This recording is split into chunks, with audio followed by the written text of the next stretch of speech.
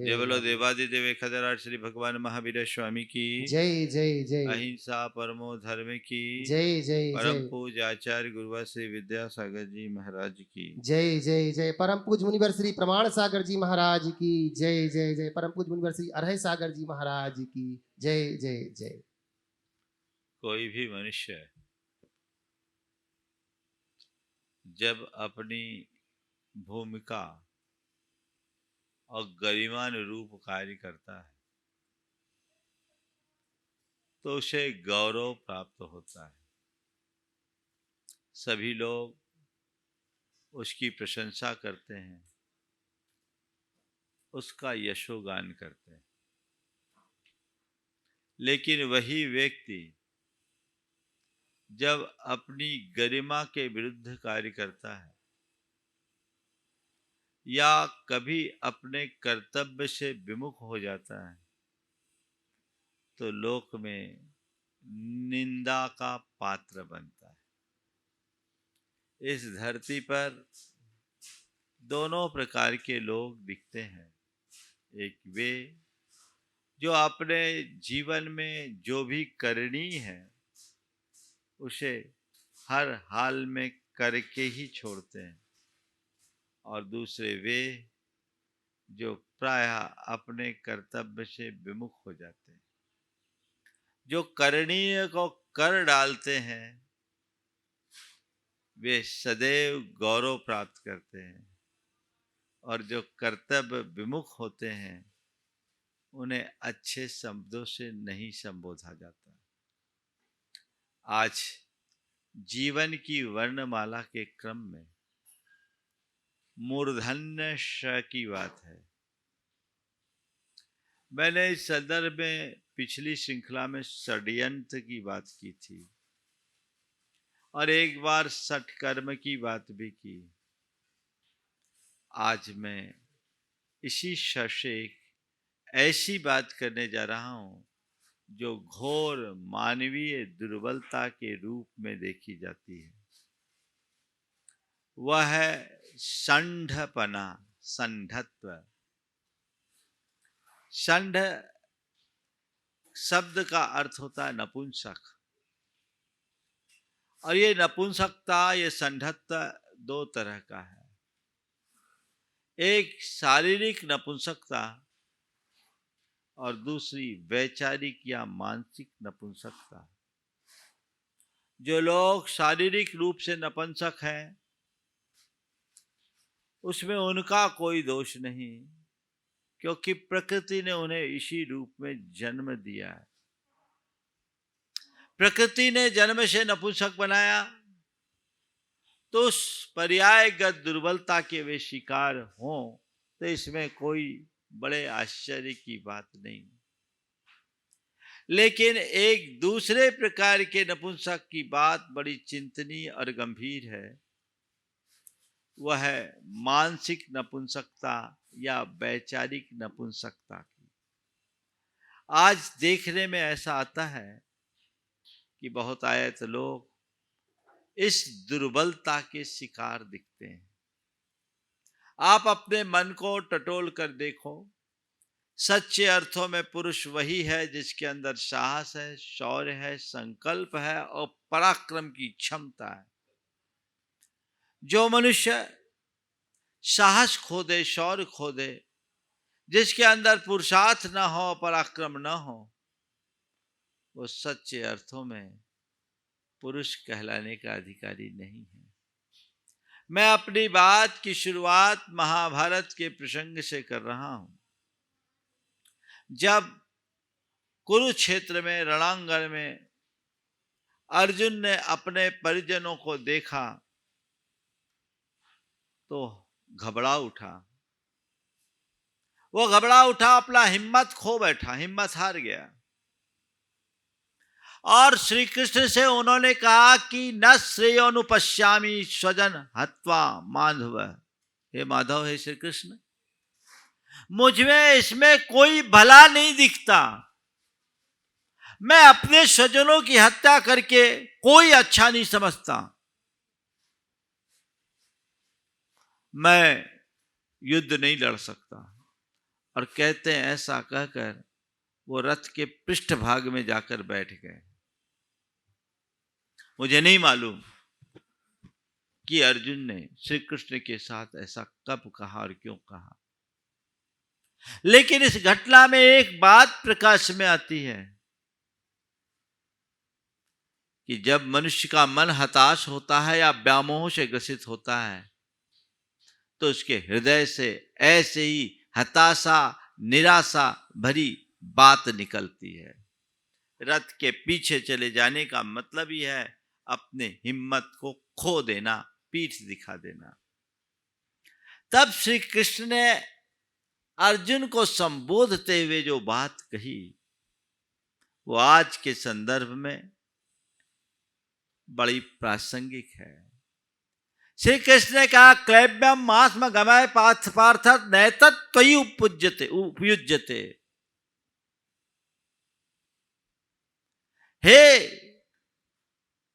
पार्थ, तुम अपने क्लैब यानी नपुंसकता का संढत्व का प्रदर्शन प्रकट मत करो। ये तुम्हारे लिए शोभास्पद नहीं है। न तत्त्वयि उपयुज्यते, ये तुम्हारे लिए किसी भी अर्थ में उपयुक्त नहीं है। उठो, युद्ध करो, गांडीवास्त्रम करे करो। अपना गांडी उठाओ, अस्त्र उठाओ और प्रहार करो। उठो, जागो, उद्यम करो और इन शत्रुओं का प्रहार करो। तुम इन्हें स्वजन कहते हो और सोचते हो इन्हें मारने में मुझे दोष लगेगा। अरे मुर्दों को, जिंदों को मारने में दोष लगता है। जो नैतिकता को खो चुके हैं वो जीते जी भी मरे हुए हैं। मरे को मारने में कोई दोष नहीं है। ये एक संदर्भ है, पर वहां जिस संदर्भ में बात कही गई वो बात मैं आज आप सबके बीच रखना चाहता हूं। श्री कृष्ण ने अर्जुन से कहा कि अर्जुन नपुंसकता छोड़ो, कर्तव्य करो, वीरोचित कर्तव्य करो। इस समय इस तरह की भाषा का प्रयोग करने का कोई औचित्य नहीं है। अभी ये समय नहीं है, अभी समय युद्ध का है। रणभेरी बज चुकी है। अपने पुरुषार्थ को प्रकट करो और अपने पौरुष और पराक्रम का प्रदर्शन करो। जागो, चेतो, उठो। इसका तात्पर्य क्या है? इसका तात्पर्य कुल ये है कि जब मनुष्य अपने कर्तव्य से विमुख हो जाता है तो वह अपनी नपुंसकता को प्रदर्शित करता है। संढत्व के 4 अर्थ हैं: कर्तव्य विमुखता, पलायन, भीरुता और कायरता। ये चारों स्थितियां मनुष्य की बड़ी दुर्बलता है। कर्तव्य विमुखता कभी नहीं होना चाहिए। मैं एक शास्त्र पढ़ रहा था, उस शास्त्र में मुनियों के संदर्भ में बात लिखी। श्वेतांबर शास्त्र की बात कर रहा हूं। हेमचंद सूरी की कृति है, हरिभद्र सूरी या हेमचंद सूरी, मैं भूल रहा हूं, संबोध प्रकरण ग्रंथ है। उसमें एक बात लिखी, एक समय था जब श्वेतांबर परंपरा में मुनिगण जरूरत पड़ने पर ही वस्त्र धारण करते थे। बाद में संपूर्ण वस्त्र आदि आ गया। तो उन्होंने अपने संबोध प्रकरण में एक बात लिखी कि जो साधु जरूरत न रहने पर भी वस्त्र आदि धारण करते हैं वे क्लीब हैं। क्लीब कहो, षंड कहो, नपुंसक कहो, नामर्द कहो, सब एक अर्थ है। मैं इस विषय में ज्यादा आगे कुछ नहीं कहना चाहता, पर ये वाकई, ये संदर्भ मैं केवल इस अर्थ में लेना चाहता हूं, जो व्यक्ति अपने कर्तव्य का दृढ़ता से पालन नहीं करता वो षंड है। ऐसा कहने में कोई भी अत्युक्ति नहीं। आज किसी व्यक्ति को नपुंसक कह दो तो उसे गाली लगेगी। लगेगी कि नहीं लगेगी? अरे कैसे नपुंसक हो? पर नपुंसकता तुमने अपने जीवन में धर रखी है, तो कोई कहे या ना कहे वो तो प्रकट हो रहा है। मर्दानगी दिखनी चाहिए तुम्हारे भीतर, वीरोचित कर्तव्य तुम्हारे अंदर प्रकट होना चाहिए। तुम्हारे भीतर शौर्य और पराक्रम के लक्षण दिखने चाहिए। यदि ऐसा कुछ करोगे तो अपने जीवन का उत्कर्ष करोगे।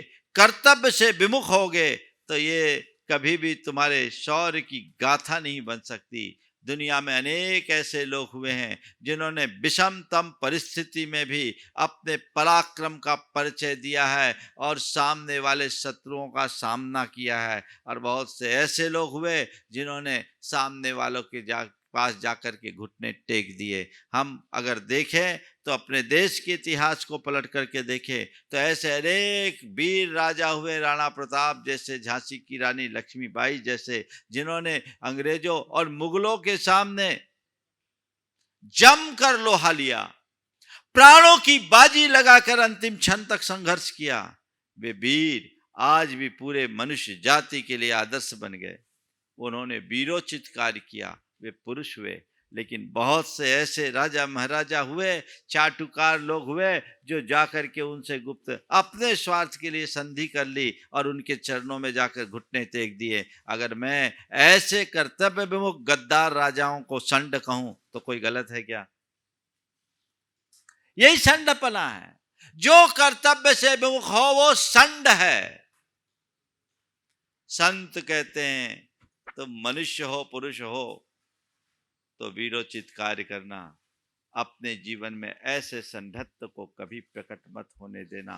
वैचारिक रूप से पराक्रमी बनो, मानसिक रूप से परिपक्व बनो। तुम्हारे जीवन में वो संकल्प दिखना चाहिए, साहस दिखना चाहिए, दब्बूपन नहीं होना चाहिए। तो कर्तव्य के प्रति दृढ़ता मन में जगनी चाहिए। मेरा जो कर्तव्य है वो मुझे करना है।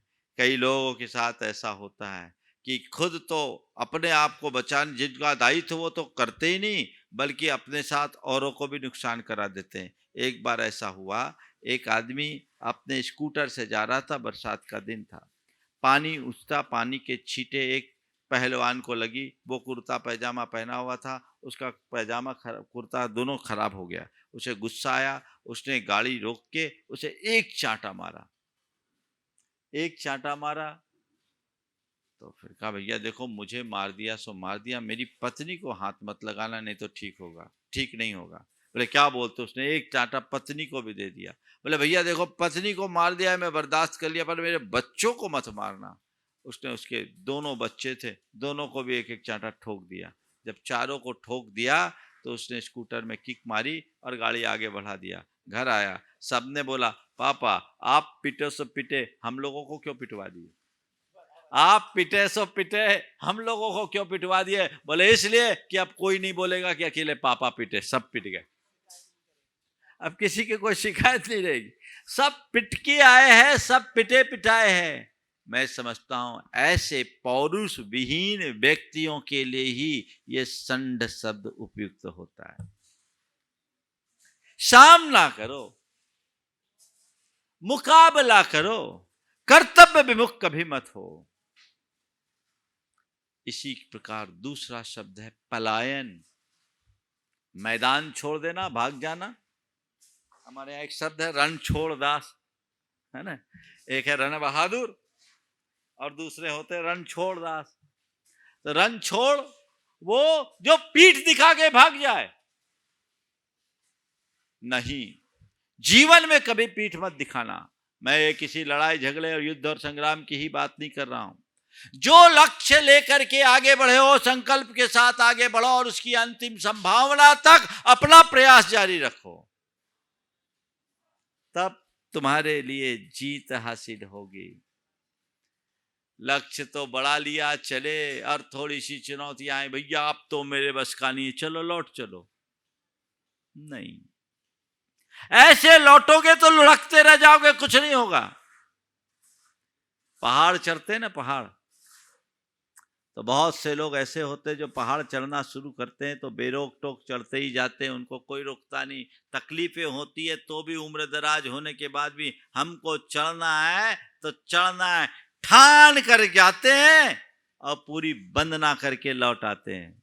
ऐसे ऐसे लोग भी हैं जो सुबह 2 बजे चलते रात के 8 और 9 बजे तक लौटते हैं, लेकिन हिम्मत के साथ, साहस के साथ चढ़ना है, अपने पैरों पर चढ़ना है सो चढ़ना है। और कुछ ऐसे भी होते हैं जो जवान भी होते हैं, चढ़ना शुरू किए, थोड़ा ऊपर चढ़े, अरे अपने बस की तो नहीं है, मैं तो चला, या तो कोई डोली ढूंढो, नहीं नहीं मैं तो अब यहीं से प्रणाम कर लेता हूं। क्या बोलेंगे उनको? आए काहे के लिए थे?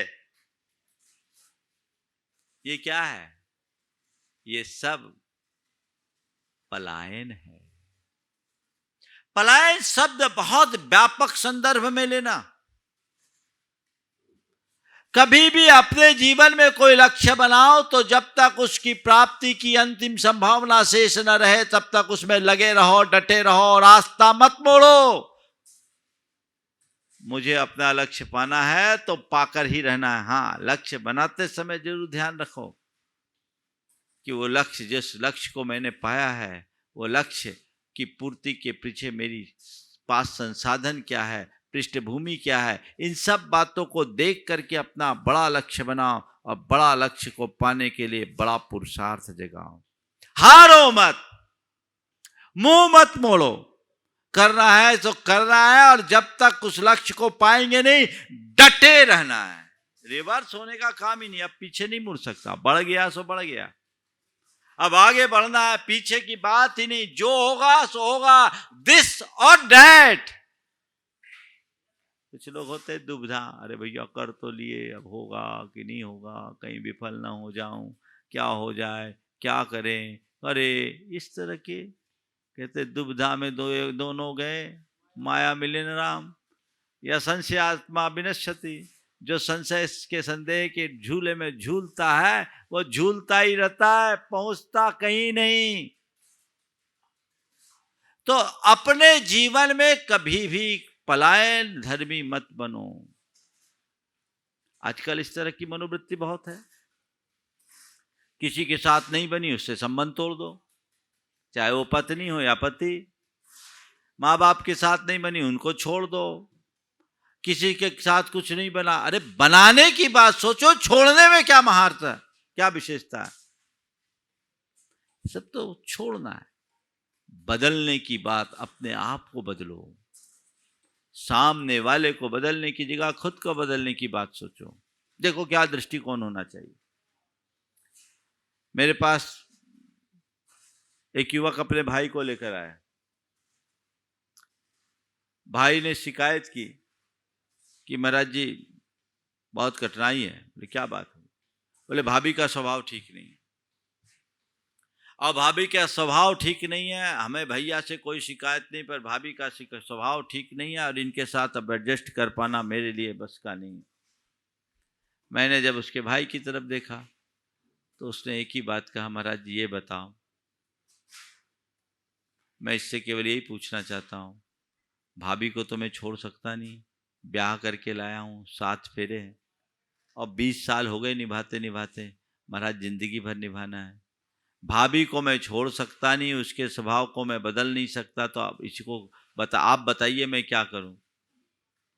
भाभी को छोड़ सकता नहीं, उसके स्वभाव को मैं बदल सकता नहीं, अब आप ही बताइए मैं क्या करूं? मैंने उसकी तरफ देखा और हमने उससे कहा, तू भाभी का स्वभाव भले न बदल सक, भाभी के प्रति अपना दृष्टिकोण बदल ले और उसका निर्वाह कर। भाभी से भाग कर क्या करेगा? आखिर तू बोल रहा है तुम दोनों भाइयों में 10 साल का अंतर है, इतने साल से तेरे घर में भाभी है, 20 साल हो गए तूने निभाया है, तो उसको थोड़ा बहुमान दे।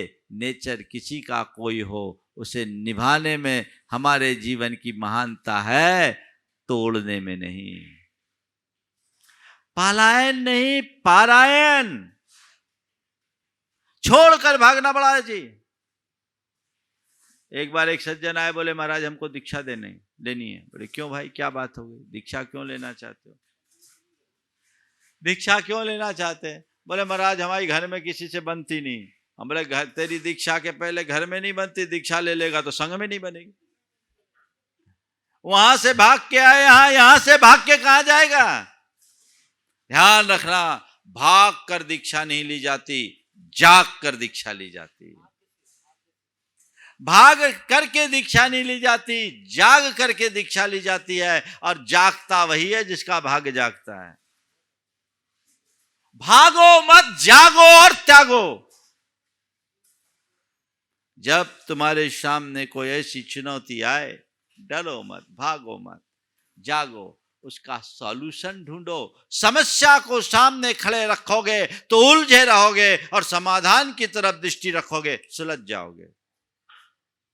समस्या को सामने मत रखो, समाधान की संभावना तलाशने की कोशिश करो। पलायन नहीं करना है, सामना करना है। ध्यान रखना, युद्ध के विषय में कहा जाता है कि युद्ध में अपने जान बचाने की खातिर पीठ दिखाकर भागने से अच्छा प्राणों की आहुति दे देना है। जो प्राणों की आहुति देता है उसे वीर और शहीद के रूप में जाना जाता है, और जो मैदान छोड़ करके भाग जाता है उसे संढ कहा जाता है, उसे नपुंसक कहा जाता है, उसे क्लीब कहा जाता है। वो रणछोड़ दास बन जाता है। बहादुरी के साथ सामना करो। पर मेरे प्रवचन का अर्थ ये नहीं ले लेना कि आज तो महाराज ने कहा आ जाए मार कूट के ठीक कर दो। मैं उसकी बात नहीं कर रहा हूं। बाहर की लड़ाई की तो मैं कभी चर्चा ही नहीं करता। चर्चा क्या, बड़ाई बाहर की लड़ाई में कभी चाहता ही नहीं। मैं तो चाहता हूं लड़ाई भीतर की हो। जो तुम्हारे दोष हैं, तुम्हारी दुर्बलताएं हैं, तुम्हारे अंदर की दुर्गुण है, उनसे लड़ो, उनको दूर करो। जिस दिन वो खत्म हो जाएंगे ना, तो सारी लड़ाई खत्म हो जाएगी। जीवन का एक रूप ही अलग होगा। तो कभी पलायन की बात मत सोचो, मुझे पारायण करना है। तीसरी बात, डरपोक रहना।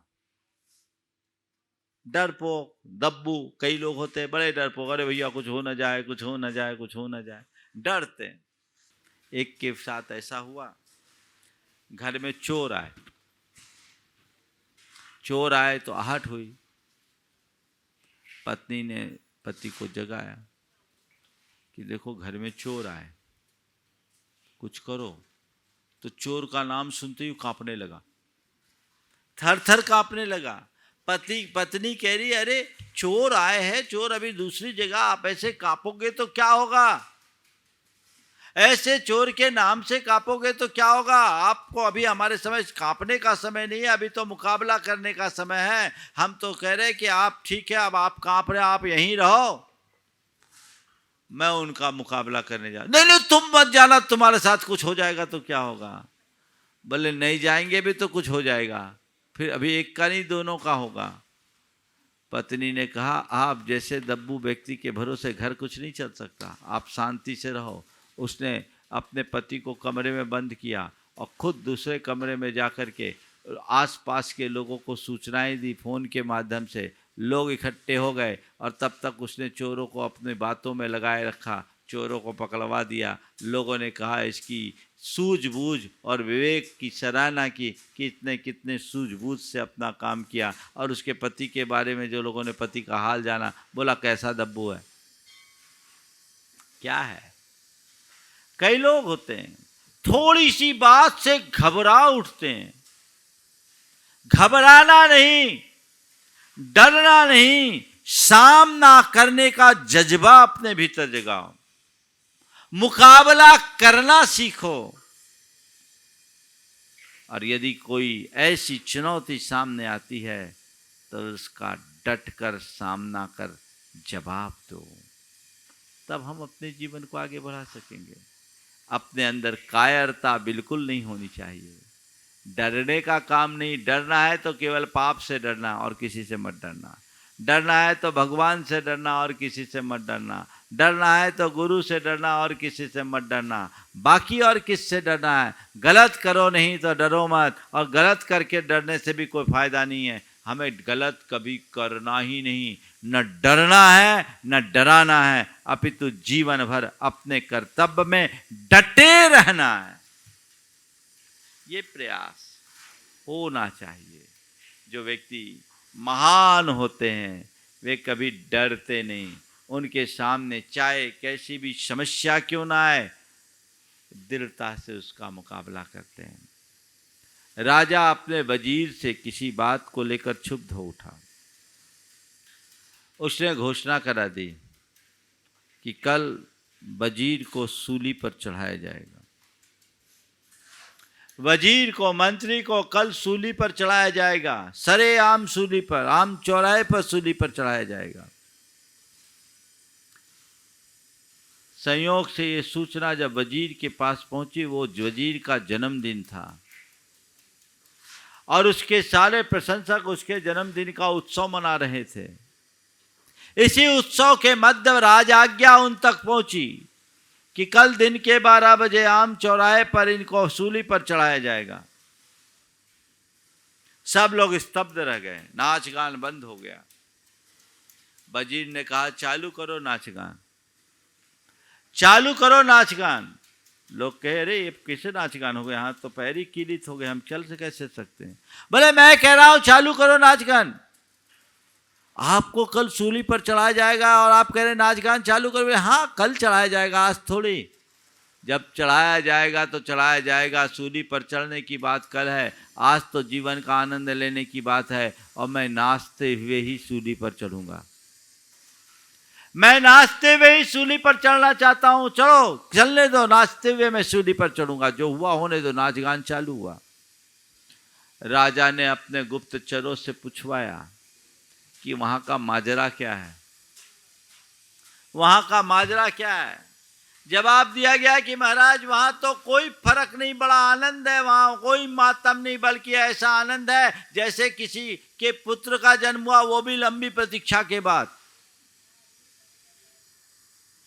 राजा ने तुरंत वजीर को, मंत्री को बुलाया और कहा मैं अपना आदेश वापस लेता हूं, मैं अपना आदेश वापस लेता हूं, क्योंकि जो जीना जानता है उसे कोई मार नहीं सकता। मैं आपको वापस लेता हूं और मैंने केवल आपके जज्बात की परीक्षा के लिए काम किया था, मुझे कुछ करना नहीं था। तुम्हारे सामने जब कभी एडवर्स सिचुएशन क्रिएट होती है तो तुम क्या करते हो? अचानक कुछ हो जाए, अधिकतर लोग घबराते हैं, अब क्या होगा, अब क्या होगा, कोई रास्ता नहीं। लेकिन जिस व्यक्ति के अंदर धैर्य होता है, समझ होती है, संयम होता है, सूझबूझ रहती है, वो कभी भी घबराता नहीं, अपितु उस सिचुएशन को पूरी तरह समझने की कोशिश करता है और उसका सॉल्यूशन खोजता है कि कैसे इसका समाधान निकल सकता है। वो सॉल्यूशन खोजो और उसके अनुरूप अपना जीवन जियो, तो जीवन का आनंद है। वैसा पुरुषार्थ होना चाहिए, निरंतर वो जागरूक होना चाहिए। मुझे डरपोक नहीं बनना और कायर भी नहीं बनना।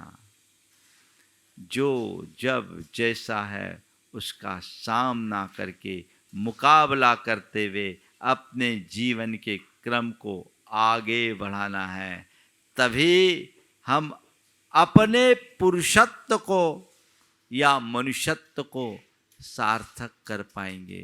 जो लोग फिजिकली नपुंसक होते हैं या जिनके अंदर शारीरिक नपुंसकता बढ़ती है, वे उसके 25 इलाज करवाते हैं और बहुत सारी ट्रीटमेंट भी लोग बताते हैं, लेकिन मानसिक और वैचारिक नपुंसकता के प्रति लोगों का ध्यान कम जाता है। मैं मानता हूँ तन की नपुंसकता तो केवल संतति को रोकती है, मन की नपुंसकता पूरी संस्कृति को खंडित कर डालती है। संतति के विच्छेद से उतना नुकसान नहीं जितना कि संस्कृति के विच्छेद से। अपनी संस्कृति की सुरक्षा करना चाहते हो तो अपने पौरुष को प्रकटाओ, जागरूक रहो, जीवन को उसी दिशा में आगे बढ़ाने का प्रयत्न करो जिससे आत्मा की स्थायी समुन्नति हो सके और जीवन का चिर विकास कर सके। हमारा मार्ग सिद्धों का मार्ग है और सिद्धों का मार्ग साहसी और पराक्रमियों का है, डरपोक और नपुंसकों का नहीं, बुज़दिल और नामर्दों का नहीं। अपने अंदर मर्दानगी आनी चाहिए। जिससे हम अपने जीवन में कुछ अच्छा कर सके, अच्छा घटित कर सके, स्वयं की रक्षा कर सके और औरों की भी रक्षा कर सके। ये पुरुषार्थ हमारा होना चाहिए। यदि तुम्हारे अंदर दीनता आती है, तुम्हारे अंदर हीनता आती है, तुम्हारे अंदर डब्बूपन आता है और तुम्हारे अंदर भीरुता के भाव आते हैं, तो समझ लेना तुम मर्दानगी से दूर हो रहे हो। तुम्हारा पुरुषत्व, पौरुष लांछित हो रहा है। उसे बचाओ और जीवन को सतपथ पर आगे बढ़ाने का प्रयास करें। अगर हम ऐसा करेंगे तो हमारा जीवन निश्चित रूप से सफलीभूत होगा और अपने जीवन को हम एक नई ऊंचाई प्रदान कर सकेंगे। मैं यही कह करके विराम लूँगा। बोलिए परम पूज्य आचार्य गुरुवर श्री विद्यासागर जी महाराज की।